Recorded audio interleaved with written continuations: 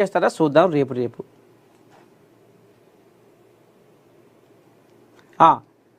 ప్రభుత్వ సలహాదారుగా పి సుదర్శన్ రెడ్డి బాధ్యతలు. ఇక ఈ కోలియాకు మంత్రి పదవి కావాలని కలవరించి నాకు బుగ్గకారు కావాలో అని ఈ కోలియాగా ఎనిమిదిల తారాడింది. కానీ ఆఖరికి వస్తారకల్లా జర జైసు అని చిన్నగా ఇక ప్రభుత్వ సలహాదారుగా తీసుకొచ్చిర్రు, బాధ్యత చేపట్టిర్రు.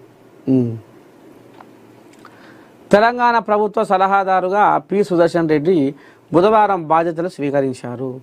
ప్రభుత్వం సుదర్శన్ రెడ్డికి సచివాలయం గ్రౌండ్ ఫ్లోర్లో ఛాంబర్ కేటాయించింది.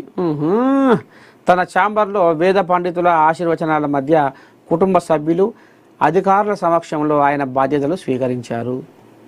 ఈ సందర్భంగా మంత్రి తుమ్మల నాగేశ్వరరావు సహా పలువురు మంత్రులు, ఎమ్మెల్యేలు, అధికారులు సుదర్శన్ రెడ్డికి అభినందనలు తెలిపారు. అలాగే నూతనంగా బాధ్యతలు స్వీకరించిన సుదర్శన్ రెడ్డి టీపీసీసీ చీఫ్ మహేష్ కుమార్ హృదయపూర్వకంగా కలిసి శుభాకాంక్షలు తెలిపారు. సెక్రటేరియట్లోని వారి కార్యాలయంలో పుష్పగుచ్చం అందించి అభినందనలు తెలియజేశారు. మొత్తానికి ప్రభుత్వ సలహాదారుగా కోల్యాగా బాధ్యత చేపట్టింది ఎవరు? సుదర్శన్ రెడ్డి. రాష్ట్ర ఖజానాకు కాసుల గలగల. జిఎస్టీ వసూళ్లలో తెలంగాణ ముందంజ. 10% వృద్ధి. దేశంలోనే టాప్ సెకండ్ స్టేట్గా రికార్డు. సవరించిన వస్తు సేవల పన్ను రేట్ల కారణంగా వస్తువుల ధరలు దిగివచ్చాయి. కొన్ని వస్తువులపై జీఎస్టీని పూర్తిగా తొలగించగా మరికొన్నింటి స్లాబులు తగ్గించారు. అయితే దీనివల్ల కేంద్ర రాష్ట్ర ప్రభుత్వాలకు పన్నులు తగ్గుతాయని, నష్టాలు కూడా వచ్చే అవకాశం ఉందని నిపుణులు అంచనా వేశారు. అయితే జీఎస్టీ పన్ను రేట్లు తగ్గినా వసూళ్లు మాత్రం తగ్గట్లేదు. జీఎస్టీ రేట్ల హేతుబద్ధీకరణ వల్ల లబ్ధి పొందిన అతిపెద్ద రాష్ట్రాలలో తెలంగాణ ఒకటిగా నిలిచింది.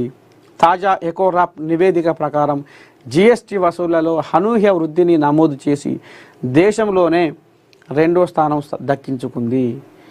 జీఎస్టీ రేట్ల పునర్వ్యవస్థీకరణ తర్వాత ఆదాయంలో 7% నష్టాన్ని అంచనా వేసిన తెలంగాణ రాష్ట్రం దానికి భిన్నంగా 10% వృద్ధిని నమోదు చేసింది. మొత్తానికి కాసుల గలగల ఉరుకులో పెడుతుందట. 10th విద్యార్థులకు బండి సంజయ్ నజరానా. ప్రభుత్వ స్కూళ్లలో చదువుకునే 12,000 మంది విద్యార్థులకు మోదీ గిఫ్ట్ పేరుతో ఎగ్జామ్ ఫీజును చెల్లిస్తానని ప్రకటన. ఆయా జిల్లాల కలెక్టర్లకు లేఖ రాసిన బండి సంజయ్. కరీంనగర్ పార్లమెంటు నియోజకవర్గ పరిధిలోని ప్రభుత్వ పాఠశాలల్లో 10వ తరగతి చదువుకునే విద్యార్థులందరికీ కేంద్ర మంత్రి బండి సంజయ్ శుభవార్త తెలిపారు. ఈ ఏడాది 10th ఎగ్జామ్ ఫీజును పూర్తిగా చెల్లించేందుకు ముందుకొచ్చారు. ఈ మేరకు ఆయా జిల్లాల కలెక్టర్లకు కేంద్ర మంత్రి లేఖ రాశారు.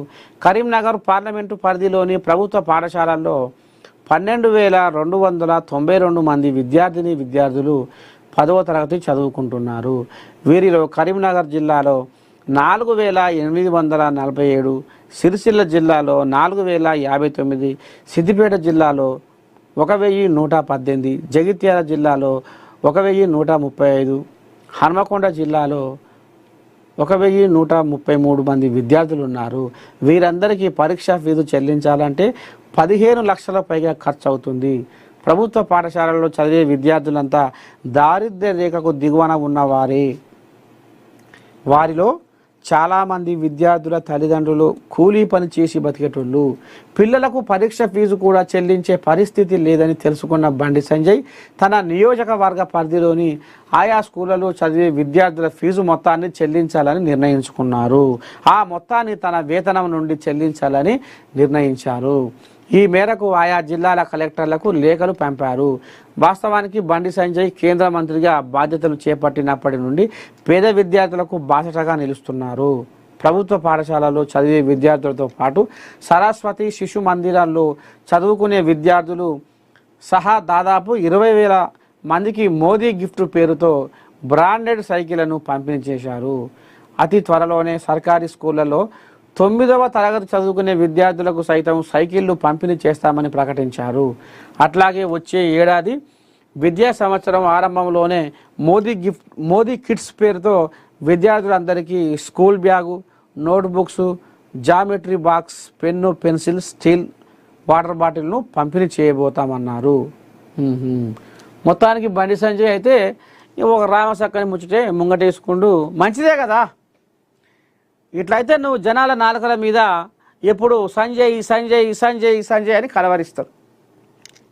ఓ మంచి పని చేసిండు సంజయ్, బండి సంజయ్.